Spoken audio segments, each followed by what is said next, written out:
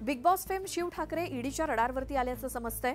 Big boss 15चा उपविजेता आणि big boss मराठीचा विजेता शिव ठाकरे याला ईडीकडून समन्स बजावण्यात आलंय। शिव सोबतच बिग बॉस 15 मध्ये असलेल्या अब्दू रोझिक याला देखील ईडीनं summons बजावलंय।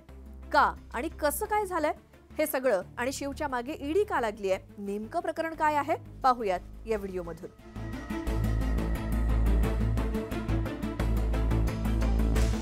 Ali Asghar Shirazi drugs mafia जो सध्या जेलमध्ये आहे आणि त्याच्या संबंधित मनी लॉन्ड्रिंग प्रकरणात या दोघांना समन्स बजावण्यात आले। अली असगर शिराजी हा मनी लॉन्ड्रिंग प्रकरणात पोलिसांच्या ताब्यात आहे। अली असगर शिराजी याची company hustlers hospitality private limited अनेक स्टार्टअप्सना आर्थिक मदत करते। शिव ठाकरे आणि अब्दू रोझिक यांनी देखील त्याच्या बिझनेससाठी त्याच्याकडून आर्थिक मदत घेतली होती।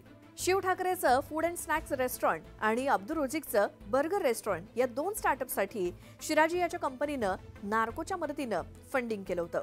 ईडीच्या चौकशीत शिव ठाकरेनं सांगितलं की बिझनेस सुरू केला तेव्हा अलीची कंपनी नार्को फंडिंग मधून पैसे कमावते हे माहिती नव्हतं, पण जेव्हा ही माहिती मिळाली तेव्हा मी आणि अब्दू यांनी कंपनीबरोबरचं कॉन्ट्रॅक्ट संपवलं।